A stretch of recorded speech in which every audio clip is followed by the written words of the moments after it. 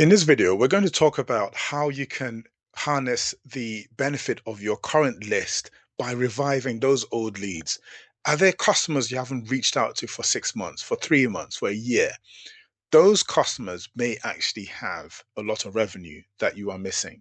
And I'm going to show you how you can do the outreach using AI, using software without spamming them in the process.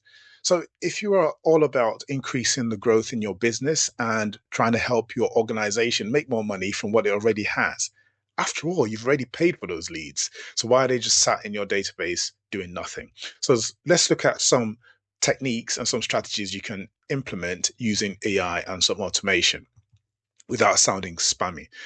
So, the main assumption that a lot of businesses make is that they want leads and they look at reaching out or doing some new advertising in order to bring in those leads.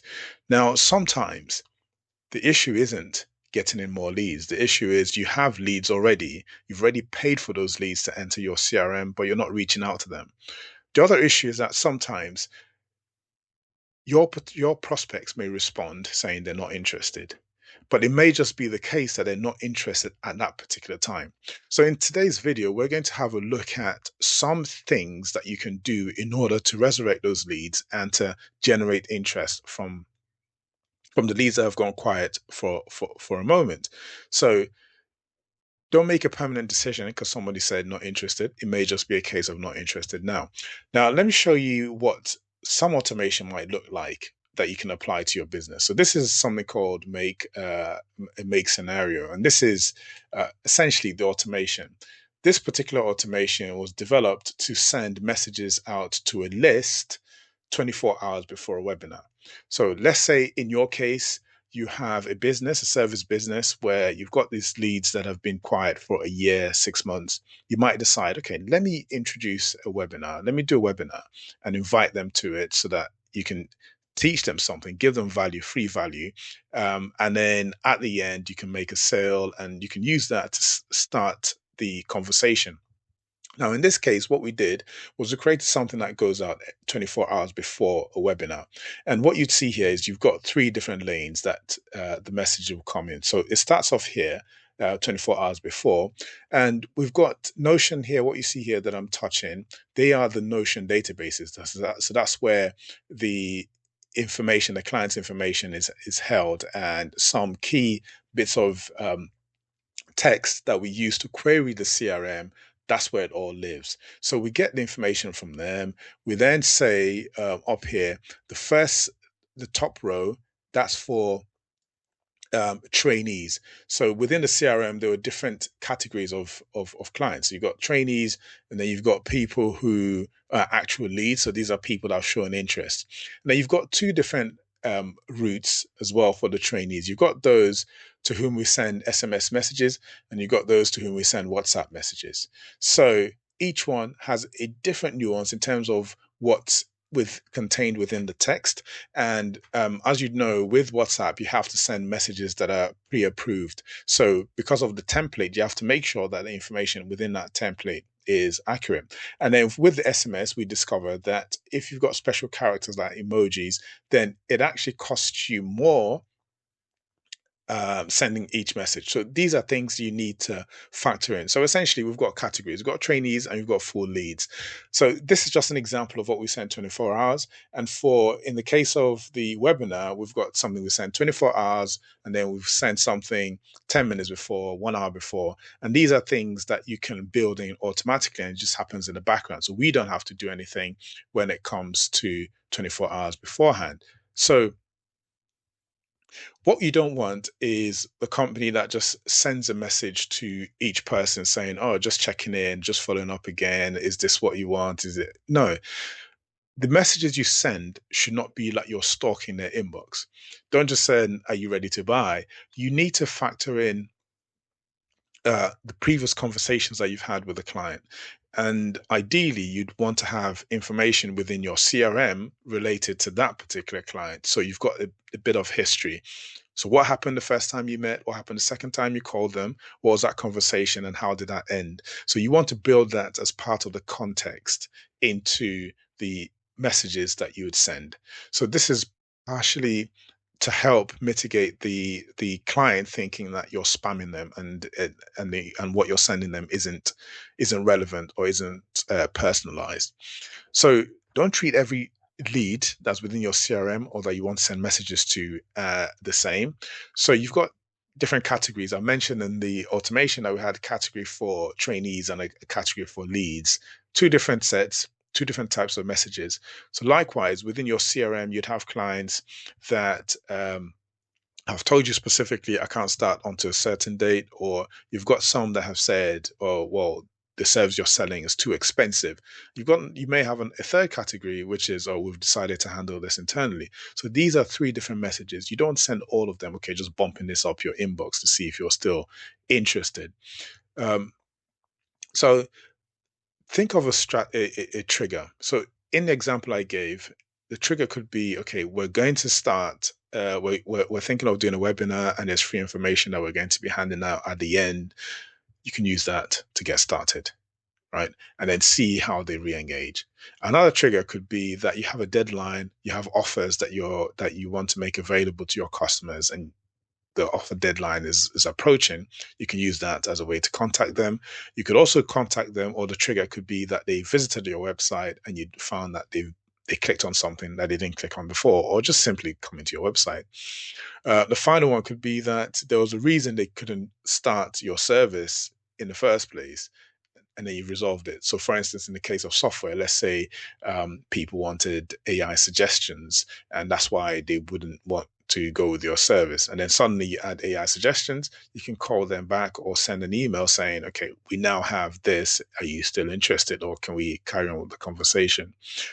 So, uh, the general idea is that you give more than you ask, and in the hope that when you do ask, they would try to be reciprocal in honoring the fact that you've given them first. So an example would be, okay, you mentioned managing missed inquiries was a problem for you. I've put together a simple workflow that might help, given our previous conversation. So no pressure, no pitch. This is a problem that they've mentioned previously that they had, and you're giving them workflow. The webinar is similar. I'm just doing this webinar to help you because you said you have XYZ issues. So imagine, for instance, let's say you're in the fortunate position of having thousands of leads within your CRM. How do you approach each one? It's obviously you can't read every single message. So this is where AI comes in, and you have the automation. So what will happen is you build in automation, it goes into the CRM, it does a categorization of the different people within your CRM, and then it creates a message for each one that's bespoke. So some of the questions that it would answer whilst it's trying to answer to generate the message would be, okay, what exactly did they want? Was the initial service they wanted? Why didn't they buy? How interested were they? Did they say call back in 6 months, in 3 months, or there's something that has to happen in their lives for them to become a client of yours? What objections stopped them at the time, and has anything changed since the last time you spoke with them? So you build all of that into the prompt that your AI would use to query your as part of the query workflow for your CRM. Now, obviously, you don't want to automate the same message across the board. So yes, AI wrote the personalized email and you just send it to everyone. Now, that's just spam going out to every single person. What you want is, as part of the workflow, you want to analyze the history, regardless of how long it's been. Um, you want to create different reasons for reaching out, or different categories of customers and categories of reasons that you'd send. Identify what the trigger is likely to be for you to reach out to them. Then you draft a message and you get humans to review the message. Yes, humans would review a good chunk of the 2,000 messages that would be going out, perhaps not all of them, but you want to review enough to get to the point where you're satisfied that the AI is generating what you'd want. And then you create samples for the AI to use when it's sending messages, so that it doesn't just send complete rubbish. So even salespeople can get things wrong, right? So research on high volume outbound sales found that salespeople sometimes misjudge which conversations would fail. So what that means is, like, a lot of us use instinct, experience. I've been doing this for 5 years, 20 years, and I know blah, blah, blah. Sometimes that can be wrong. So you need better signals. You need signals that you can codify.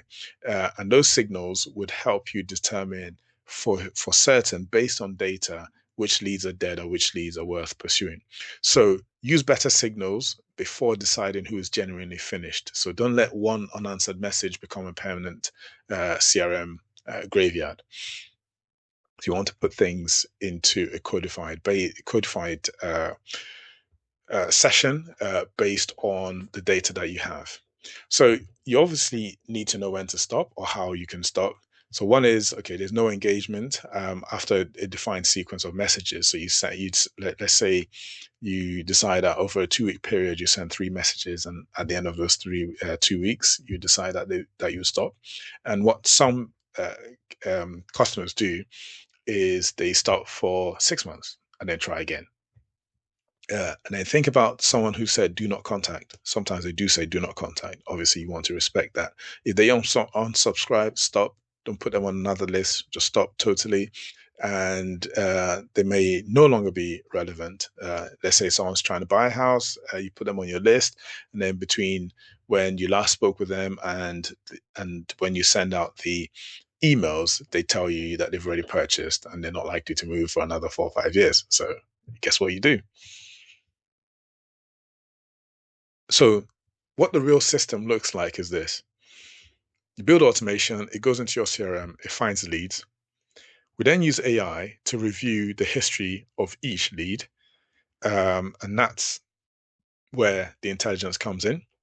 We then diagnose why the outreach stalled. Did they say stop? Did they unsubscribe? Or did you just stall because you just didn't have a process in place for doing outreach or reviving your database? And then you create different segments. You agree what the different segments are likely to be, and then you monitor for triggers. You monitor for triggers, and the triggers are the triggers that I mentioned previously in the slide. So things like they visit your site, something changes in your organization, something changes in their organization, life situations, things like that can be triggers. And within your business or within your industry, you'd know what could be a signal that someone might be interested. The other thing is you can be the trigger. So offer them something, some free information, some value based on the information that you have within your CRM about them. So human judgment must always stay in the loop so that the right information is going out and not spam. So a dead lead might just be an opportunity that's just sitting there waiting to hear back, or you might just approach them at the right time in their life. So the key thing is that you're not going out cold. You already know them. Typically, if they're in your CRM, they already trust you to some extent, and they just weren't ready the first time you contacted them, but this next time they might be. So before spending a single dollar on new leads, look at the ones you've already paid for that live in your CRM. So typically with this, I'd like to set a challenge. And your challenge for this week is one, find 20 quiet opportunities. If you go into your CRM right now, you look at the list, find the 20 where you had a wonderful experience, or 20 that spent the most money, or 20 that haven't been reached out to in weeks or in months. And then just list those 20. Ask why each one stopped. Why are they no longer your client? Have they made a purchase? Is it, even if it's a purchase that one would only make once in 10 years, let's say your HVAC replacement, why are they not doing their subscriptions with you in terms of servicing and yearly renewals and checks?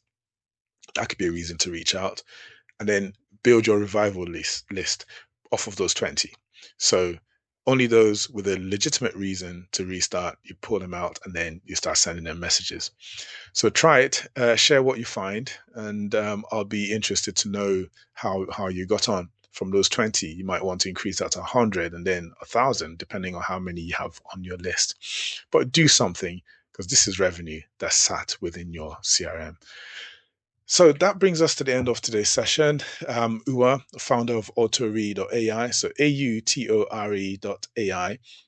We help businesses adopt AI within their organization, within their business processes. We introduce automation. We help HVAC companies chase estimates that they haven't converted to booked jobs and haven't had a significant clear closure. So we do that. And in this regard, we are anti-AI. We actually use humans to make those calls, so they have the client or your customer hears a human speaking to them. So that's what we're doing. If any of what I've said today is of interest, do reach out. You can send me an email to hello@autori.ai, or reach out on our website, autore.ai. You can complete a scorecard on there actually, and it'll tell you a bit more about how ready you are for AI adoption. And then you can reach out if you need further information. So until next time, keep building.